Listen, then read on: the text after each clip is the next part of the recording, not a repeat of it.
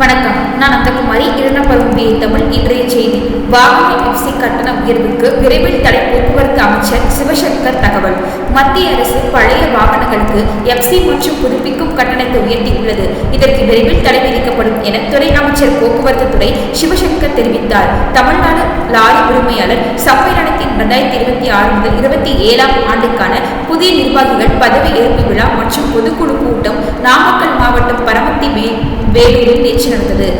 ஏஐஎம்டிசி தலைவர் சண்முகப்பா தலைமை வகித்தார். புதிய நிர்வாகிகள் பதவியேற்றுக் கொண்டனர்.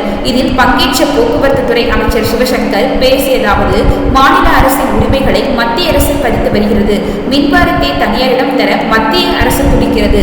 இதற்கு தமிழக அரசிடம் தராது. பழைய வாகனங்களுக்கு எஃப்சி மற்றும் புதுப்பிக்கும் கட்டணத்தை மத்திய அரசு உயர்த்தியுள்ளது. ஜார்க்கண்ட், ஆந்திரா மாநிலத்தில் பழைய வாகனங்களுக்கு எஃப்சி மற்றும் புதுப்பித்தல் கட்டணம் உயர்த்த தடை விதித்தது போல் தமிழகத்திலும் விரைவில் கொண்டு வர உள்ளோம். இவ்வாறு பேசினார்.